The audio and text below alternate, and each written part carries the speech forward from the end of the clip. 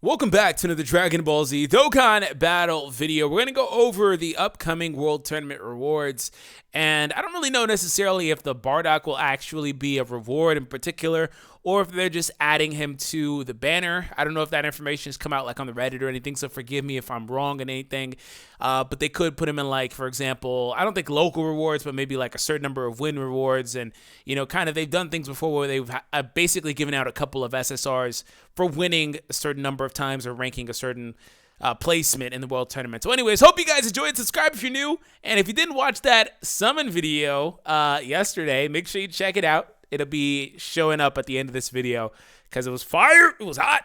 Gohan released the hot fire, so he spit the hot fire. Anyways, in all seriousness, though, we're going to go over the World Tournament rewards. Hope you guys enjoy this. Subscribe if you're new. So the main reward would be this Gohan. This guy is really good. Now, in particular, some of you guys may not like support units. I've seen people say, hey, I don't like running support units on my teams. That's fine. It's your game. Do what you want.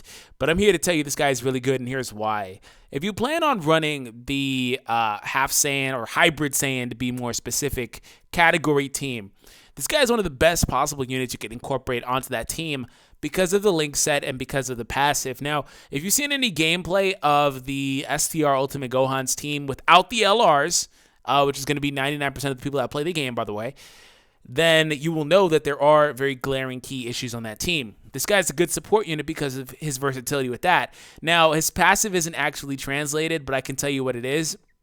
So pretty much supreme damage with the shockwave, with a rare chance to stun. Super type allies or units get 2 key, and then HP 50% along with defense. So no attack, super baby version of like a, not literally super baby, right? But no, like a baby version of Vegito Blue's leader skill pretty much.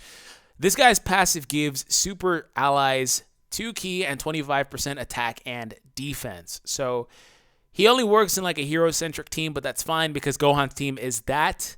Or if you wanted to run him on like a mono team, for example, Super AGL or Super, not really a AGL because he's a STR unit, but just spitballing, Super STR primarily. You can do that. He's a very good support unit for that. Has Golden Warrior, has Super Saiyan, has the Saiyan lineage, has Saiyan Warrior race, and Z Fighters. Z Fighters is a really good link now. 15% attack link. Now, it's not really going to show Ultimate Gohan here, but Ultimate Gohan does have this link, so keep that in mind. So when this guy is on the rotation, you have a unit that's giving Ultimate Gohan STR 40% more attack at minimum.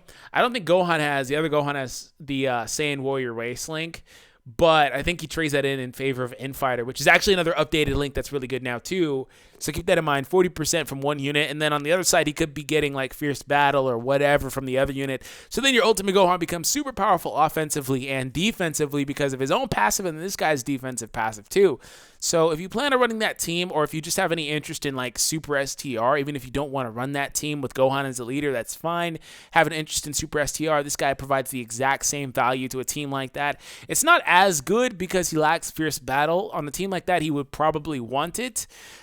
Because Z Fighter is pretty much not usable on that team, I guess, unless you use the STR Spirit Bomb Goku, which we just saw is in that link set.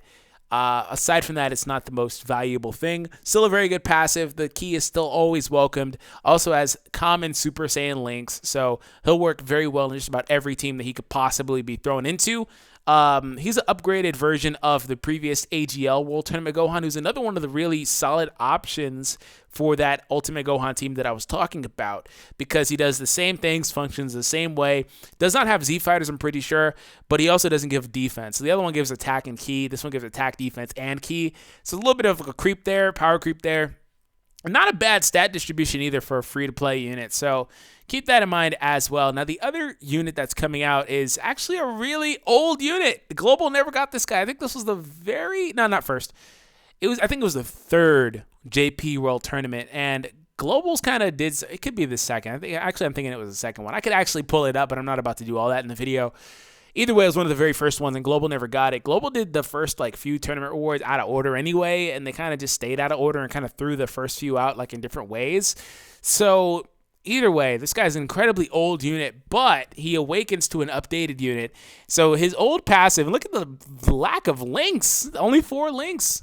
AGL and STR types get 2 key, and he has extreme damage. So he was actually like really good when the days of the leader skill didn't really offer key, for example. So he's an incredible unit. The support units like that were just A1 quality, right?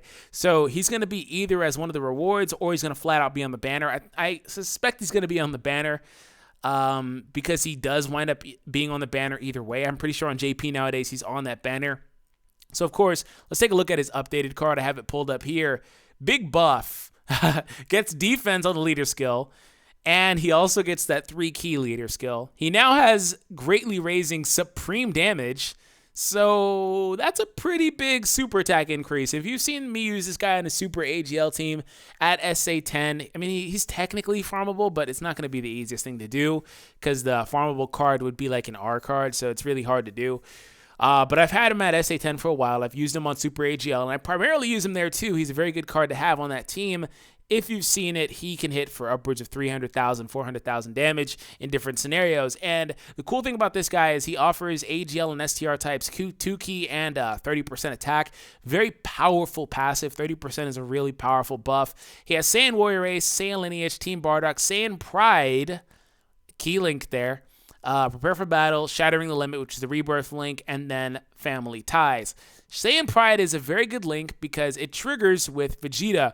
So here you have SS4 Vegeta getting a 30% buff and then 15% buff from this guy. He does not offer Fierce Battle, but the other ally on the other side could offer Fierce Battle. If you really want to buff your Vegeta, you want to run like a unit that has Fierce Battle and Super Saiyan and then have him between that unit and like a Tora, for example, for Saiyan Pride and Saiyan Lineage, not Saiyan Lineage, excuse me, Saiyan Roar. You can get all that from running Tor right here, but I'm not the biggest fan of doing that because I feel like you could just run a better unit in his spot that would amount to more damage anyway, as opposed to buffing one Vegeta. But this guy's really good for every rotation he would be on. That keep passive is definitely welcomed at always, because the closer you can get to maxing out your ki to automatically super literally is the best possible thing, because it limits the possibility of you potentially getting a bad orb placement and needing one more key and not getting a super. That doesn't happen too much on hero teams because they link so freaking well. Do Prepare for Battle, I can't talk, it's so late. My throat's actually killing me, to be honest. Prepare for Battle and Shocking Speed and things of that nature. So overall, very good couple of units that are getting added to the game. Definitely a couple of staple cards, but they're both supports. If you're looking for like a more damaging unit, this isn't the tournament for you. To be fair, none of the tournaments really are that. The cards are always kind of substandard, but very good, top-notch support quality units. And they can kind of save you from needing units like the SSJ Kaba, the SSJ STR Kaba that's going to come eventually to Global, or needing the AGL Pan for like the 3 key 40% guys. You can kind of run these guys and get by.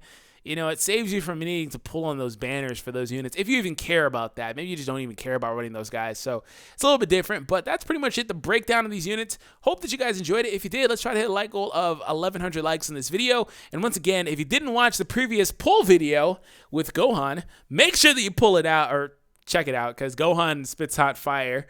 That's my favorite part of that video. Anyways, have an awesome day, and take care, guys. I'll catch you guys in the next one.